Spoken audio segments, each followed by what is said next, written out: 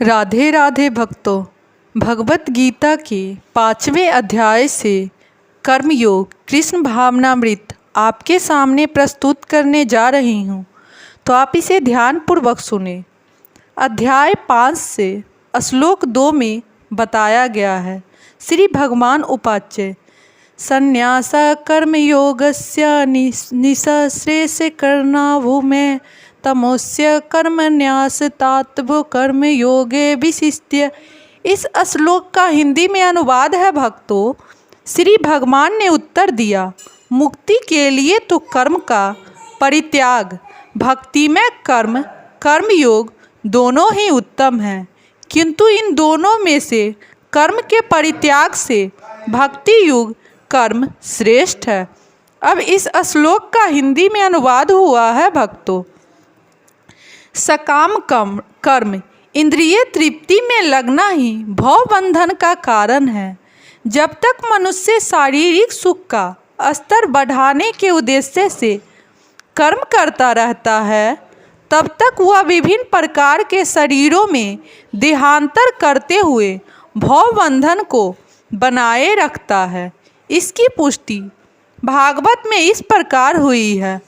नूनः प्रंतम कुरुतन्ते विक्रमे इंद्रियतृप्ते आपूर्णते न साधु मन्यते यथा आत्मस्य यत्मसल्ले क्लेश आसदेह पराभव अस्तावदबोध जातो यावतिन जिज्ञासत आत्मसत्व यावन क्रियाते सत्वन्ते मनोमय क्रमाने येन शरीर बंध एवं मनः कर्म वशे प्रयुक्ते अविद्या यात्मन्यो पधीयन्माने प्रीत्यने यावन्ते में वासुदेव न मुच्यत देह योगेन तात्वता। लोग इंद्रिय तृप्ति के पीछे मत है। वे यह नहीं जानते कि उनका कलेशों से युक्त यह शरीर उनके विगत सकाम कर्मों का फल है। यद्यपि यह शरीर नाशवान है, किंतु यह नाना प्रकार के कष्ट देता रहता है। अतः इंद्रिय तृप्ति के लिए किए गए कर्म श्रेयस्कर नहीं है। जब तक मनुष्य अपने असली स्वरूप के विषय में जिज्ञासा नहीं करता, उसका जीवन व्यर्थ रहता है, और जब तक वह अपने स्वरूप को नहीं जान लेता, तब तक उसे इंद्रिय तृप्ति के लिए सकाम कर्म करना पड़ता है।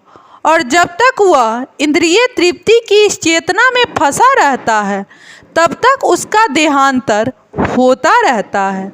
भले ही उसका मन सकाम कर्मों में व्यस्त रहे और अज्ञान द्वारा प्रभावित हो, किंतु उसे वासुदेव की भक्ति के प्रति प्रेम उत्पन्न करना चाहिए।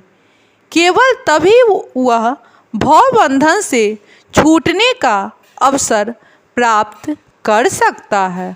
अतः यह ज्ञान ही कि वह आत्मा है, शरीर नहीं, मुक्ति के लिए पर्याप्त नहीं। जीव आत्मा के स्तर पर मनुष्य को कर्म करना होगा, अन्यथा भव बंधन से उबरने का कोई अन्य उपाय नहीं है।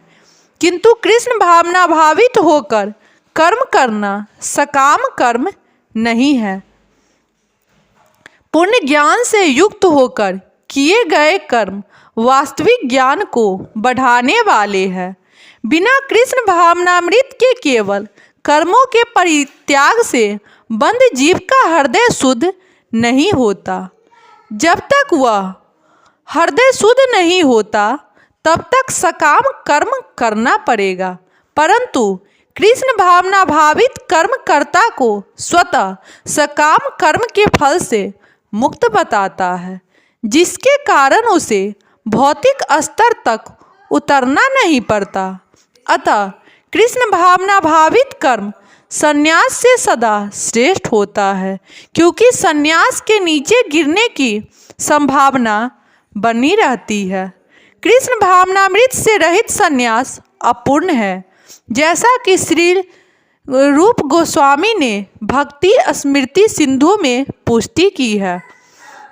जब मुक्तिकामी व्यक्ति श्री भगवान से संबंधित वस्तुओं को भौतिक समझकर उसका परित्याग कर देते हैं तो उनका संन्यास अपूर्ण कहलाता है।